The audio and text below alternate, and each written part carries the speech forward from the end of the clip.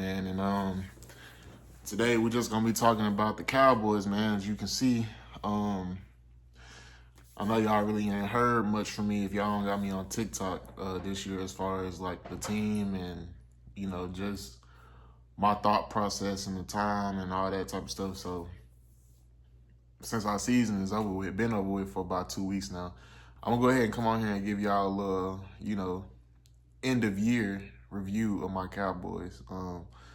Just off the strength of the emotional highs, the emotional lows, what I've seen, changes need to be made, all that, from a realistic standpoint. And honestly, just starting from the beginning of the year, like week 1, we obviously fell short of the Eagles in a game we should have won, with our defense that at the time we didn't know was going to be one of the worst ranked defenses in the league.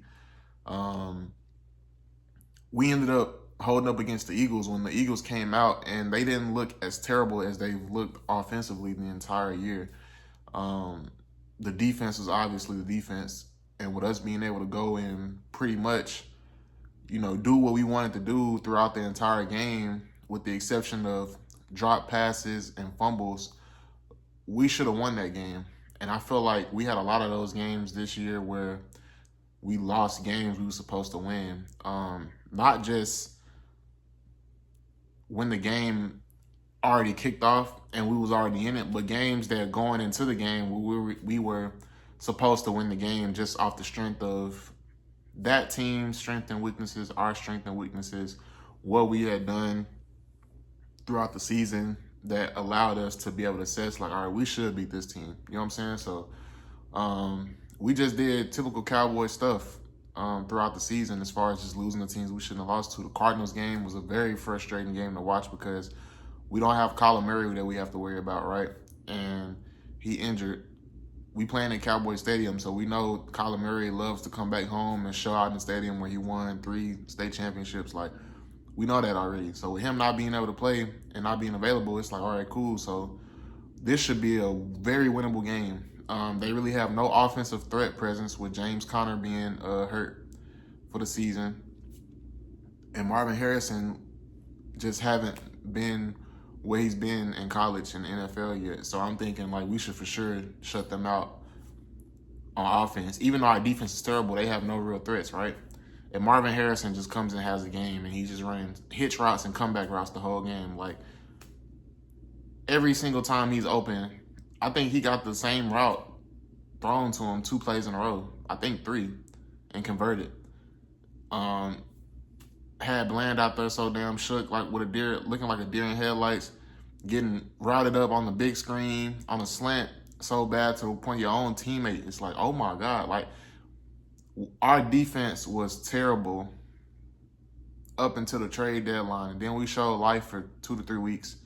And then once teams adjusted to the new team that we had, they abused our secondary. So Eberflus has to go. Like, that's really the main thing. Like, in order for us to really turn this around with the pieces that we added and the pieces that we gonna add and being more healthy going into next season, we need to get rid of Eberflus, because it's too many times where we running zone and we staying in zone too long, or we just sitting back in soft coverage and it's like 4th and 2 or 3rd and 2, and we got our corners backed up 7 yards off the ball. Like, you can't disguise it no type of way. Like, no matter how you disguise it, bro. If you lined up 7 yards off the ball, I don't care if the linebacker is going to sprint out if he's showing that he blitzing or not. I'm throwing the ball instantly. All it takes is like that to throw the ball and get the first down. It's 2 yards. The linebacker not going to make it in time. So we just made it so easy for offenses and quarterbacks to come and get their rhythm against us all season long. Like, I knew it was over for us whenever J.J. McCarthy, when they had a game. Like, it had been over because Jacoby Brissett did it. And Jacoby Brissett is really a decent quarterback. But for us to allow J.J. McCarthy to go out and have a game and gritty on us, like, I knew then, like, yeah, it's like for sure over. Even with us losing to the Chargers, like, we lost that game and we really had a real chance to win that game, and we just go into the game and we can't stop the offense. Like, we can never get a stop. And it got to the point to where I feel like my offense just kind of gave up, because it's like, well, damn, we shown that we can put up 40 a game, but it's just like we see that our defense is so bad and we losing games that we should win. We start to not care. I heard Aqib Talib say something on the Arena podcast one time. He's just like, you know, even though it's the National Football League and it's the highest level, you know, these NFL cats, they get mentally drained and exhausted too, and they give up too. Like, they making millions, sure, but like, if the season over with and organization trash, you know, locker room issues, all that, like, guys will be showing up to work, but they just not gonna give a fuck. Like, they not gonna actually go out and get a best effort, you know, and that just be what it is. Like, a lot of times guys, like, they start going out clubbing on the weekends, or, you know, they not as locked in as they was at the start of the season, where they being more disciplined on their diet, not going out, staying up late, you know, taking care of their body a lot more. It starts to happen. And I think, you know, with the Cowboys, we obviously want to go out and win every chance we get, but, you know, changes that need to be made. Kenneth Murray needs to go. Like, it was so hard to watch him play for as long as he did without Overshawn coming back and before we went and picked up other pieces. Like, it was just too much to watch him play. Like, he's making mistakes that you see a B teamer in middle school make out there, as far as filling the wrong gap, overly committing on the play action play. The quarterback being rolled out with the ball, you still trying to find the running back, and the running back is already blocking somebody. Like, you still, like, he's so bad. So bad. And he's continued to play throughout this whole stint. We did have a lot of injuries. We had, you know, Revel try to come back late in the season and play to the expectation of what he was expected to play like coming into the draft before, you know, injuries and all this other stuff. Like, you come in mid-season and you try to, you know, get a feel for your first NFL experience when people are already starting to get in mid-season form. It's pretty tough. And he didn't play the best, but he also didn't play the worst either. We got to remember, he a rookie. And one thing about us is the Cowboys, like, we always expect our rookies to come in and make an instant impact, especially if we drafting you to fill a position gap. So I think for him, like I said, we just got to be a little bit more patient. He didn't get a full season to be healthy and really see how it is. So we thankfully got to throw him in the fire this season. So next season he get a full season. He already know what the game speed is like. He familiar with the system, and, you know, we go from there. But changes as far as that need to be made for sure is we need to get rid of Eberflus. Jerry Jones needs to just go ahead and relinquish his rights to his son or his daughter, whoever he feel like is the best fit to run the business, the team after him. For the better of the team, he needs to go ahead and let them do it, because he's so caught up in his ego and making sure that he looks like, you know, God, or he looks like the reason why we have success, that he don't actually focus on what the team actually needs to be successful. He wants to be the I told you so. Like, he wants to be that guy. He wants to be the person who takes all the praise and accountability for the success. And with the moves that he's not willing to make versus the moves that he actually makes, and he having to be pressured into making certain moves, is like so frustrating. Especially being a Dallas Cowboys fan, because you already know we got to go through the fact that people sit and troll us all day long, talking about, is this going to be our year and shit. Like, we cannot say nothing at all, and people will come out and say something, either whether it be on Sports in the First Talk, Nightcap, whatever podcast or sports show you want to watch. We always end up being a topic of conversation, even when we're not even relevant. Like, they force us to be the topic of conversation. So it always puts pressure on us to have to go out and perform. But shit, we have years where we don't perform. You know, the Eagles popping it just because they back-to-back division champs. First time in history. Okay, that's cool. But y'all act like y'all been running stuff. Like, y'all just now starting to really pop it for real and do a little something. But still remember who the big brother is. You know what I'm saying? Y'all still need to catch up in Super Bowls. And I don't want to hear all that, well, you ain't get to see. I don't give a damn. We didn't get to see Martin Luther King, and he still had a dream. So what the fuck that got to do with me seeing my team win a Super Bowl? We still get Martin Luther King Day off. We still get President's Day off. I ain't never met George Washington and Abraham Lincoln, like all these people. So it's a part of history. It's cemented. It's stamped. It don't matter what time and era it was in.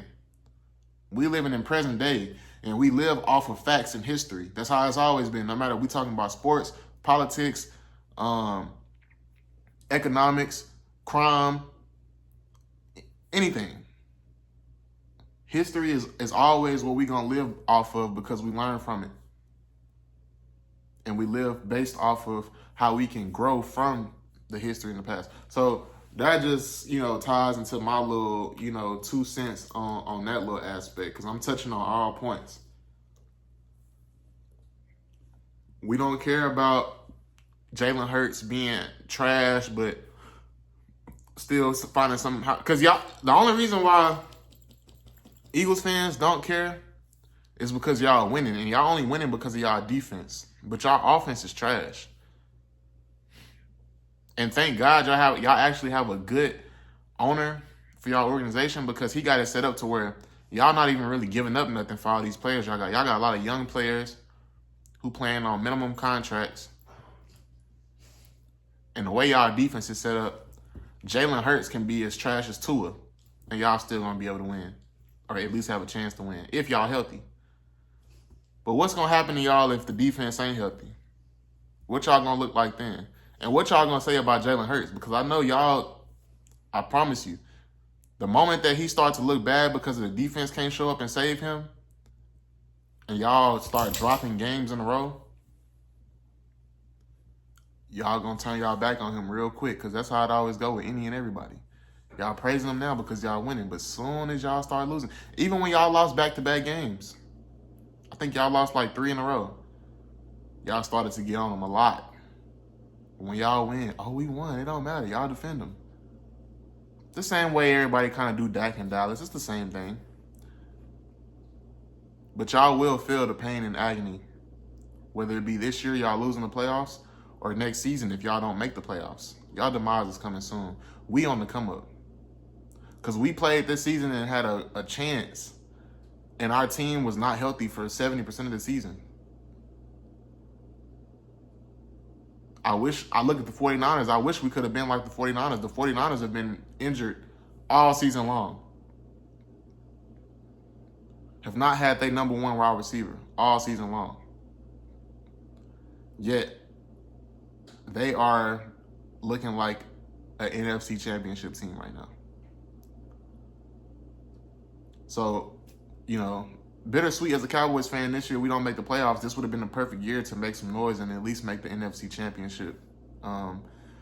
With the teams who are normally at the top not looking so good. We didn't have to worry about the Commanders this year. Like I said, 49ers were injured a lot. A very beatable team, but coaching has just been outstanding over there, and the want to win has been outstanding as well. So, I mean, it would have been a very tough game, but a very winnable game. Yeah, we just dropped the ball this year, bro. And next year, that's why I say it's going to be so, it's going to be so hard, because the Giants, contrary to what their season looked like this year, you got Jackson Dart, who looked good. And I feel like he only going to get better after seeing what he's seen. I know he's going to put in the work in the offseason. They got Scatterboo. They got the defense over there. And they only finna add to it. So, I mean, Malik Neighbors come back. They get another number 1 caliber receiver. It's going to look a little scary. That's what I'm saying.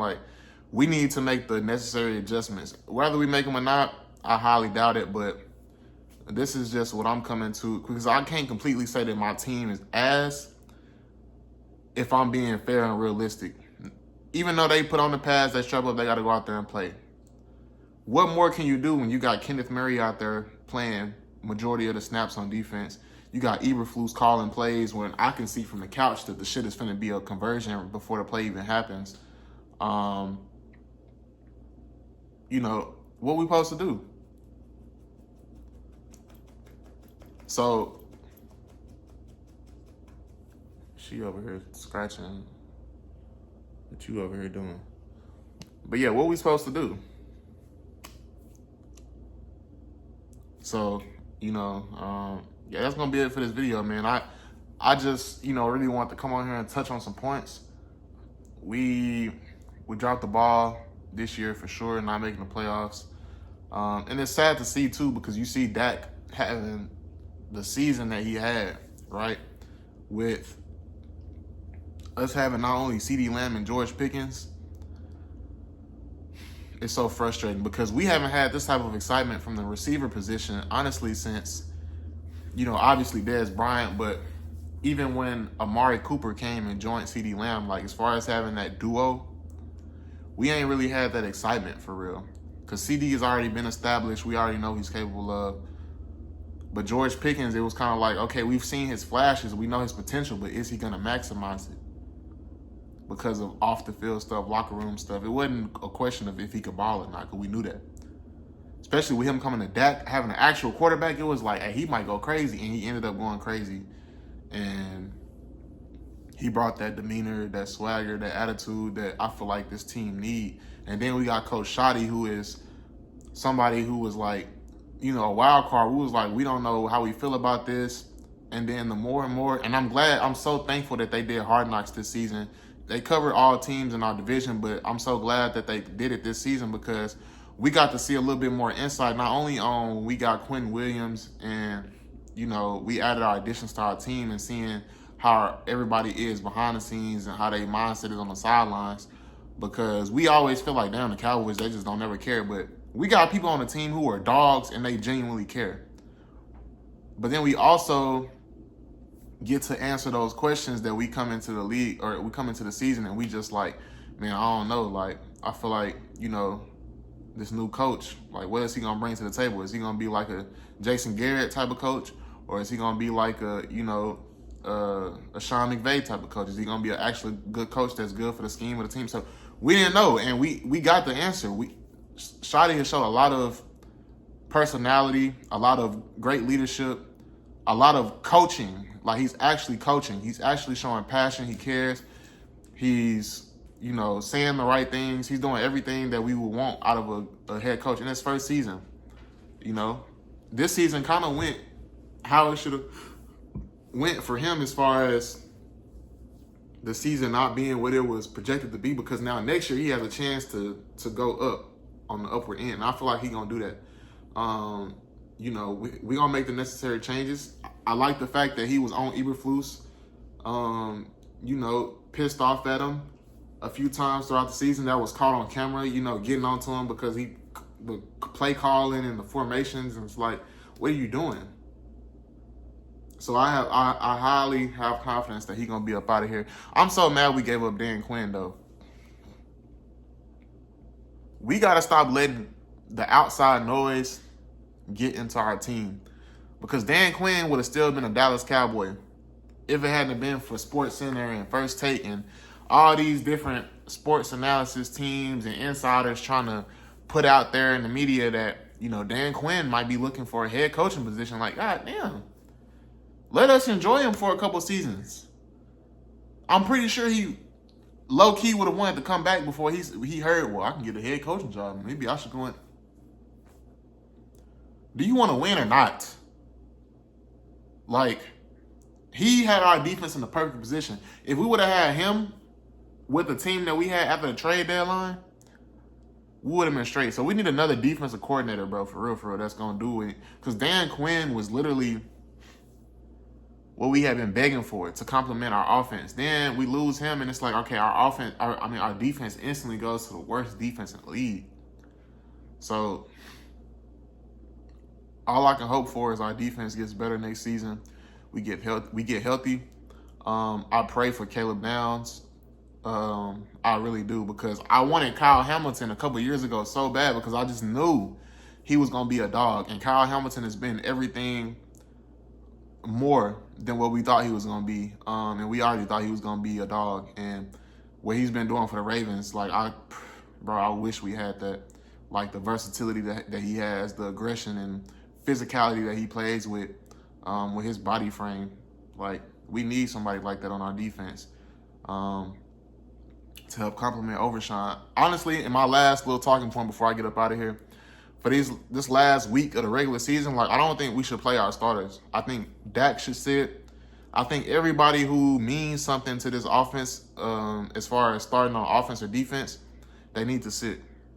This is the perfect opportunity for us to give guys like Tolbert, Flournoy, all these backup guys, Malik Davis, allow them to have a chance to go out here and play and, put some film up so they can maybe shop around for teams if they're not able to make our roster. Like, let's give them a chance because we got a lot of guys who wasn't healthy. Like Overshawn, I want him to sit and really be healthy so that he can have all off season. He can have training camp and then come into the season as healthy, stronger, and faster as possible. Because he looked damn good coming back off that injury. Even playing with a knee brace on. He was still flying around, but I feel like if he have a full off season to really get back into it, fly around, rehab, and get his body right for a whole off season that's where he's healthy, he might come back looking like rookie season Overshawn. So yeah, man, that's just my little conclusion on the end of the year, man. Like I said, I'm not really messed up about the team not being in the playoffs because it's already been past overdue. I just wanted to come and give a realistic opinion with y'all as far as, why we was trash and what we got to do to be better. High-powered offense, trash defensive coordinator, Kenneth Murray. Like, what we going to do? But as you can see, man, I'm still rocking, still holding on, still being faithful because that's a lesson in life to y'all, too. Y'all be so quick to jump ship on your people, your family, friends. You be so quick to jump ship because things ain't going right or going your way. So you rather go and join the winning team. Just like the same thing in life. Y'all always looking to take the easy way out of something. You rather go jump ship and ride the coattail of somebody else that's doing good. Just like when you don't support your partners and your friends before they blow. When they on the grind, you don't never like, you don't never repost, and it's free. You don't never comment. But as soon as they start getting that traction, they start getting paid, and you can see their lifestyle change a little bit. Now you reposting, oh, brother, I knew you was going to blow, but you never liked or reposted nothing in the whole process. But now that I blew, you want to support. It's the same thing that go with this Cowboy shit, man. I'm from Dallas, Texas. Pleasant Grove, to be exact. And I'm not going to switch up on my team and go like another team just because, we haven't a rough season. Only one team can win every single year. I keep telling y'all this. Only one team can win it every single year. And we always putting the microscope on the Cowboys, right? But we got teams like the Bills, right? And y'all know what I'm talking about. Just go look at their season. Go look at their history. We got teams like the Bills, the Steelers, right? The Patriots. They look good this season, don't they? The Ravens, the Chargers, all these teams that be good teams, quote unquote. What do they get at the end of the season? Only one team can win it every single year. And the team that's been winning and dominating every year, they hurt. They season over with. They don't make the playoffs. They really finna go through a rebuild phase, in my opinion. Travis Kelce likely gone.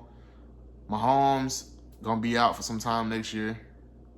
They need a new running back. They need to rebuild some of the defense because some of them got. So it's just like, but there's lessons in this shit though, man. Like I said, stop being so quick to jump ship and join the bandwagon on something just because you ain't having the success that you would want. I know I done trolled in the past talking about I'm done, but I'm still here. I'm still right here. Fuck. So y'all really think about that and process what I said, because I know y'all just watch stuff and y'all never really process what's going on. It go in one ear and out the other, but you take in all the bullshit that's feeding your mind and you consume that. You'll eat that shit up. Yeah, you'll let it take you through there all the way. But when a nigga saying something real, you would never really pay attention to it. You ignore it, but you feel that shit though, but you won't really pay attention to it. I'm still rocking with my team, bro. Still rocking with my team no matter what. That just is what it is. I see what the issues be. We had the same issues that other teams like. Growing up and maturing is realizing that everything ain't always surface level when it comes to the downfall of the team. A lot of this shit be out of our control. We got Jerry Jones as our owner. Like, that's the main thing right there. If he was to resign today, that would be the perfect start in the right direction. It's stuff like that. Can't always put it on the players. You got to really go and look. We can put it on Kenneth Murray for sure. But other than that, we can't always put it on the players. We had niggas injured all season long. We was moving around positions all season long.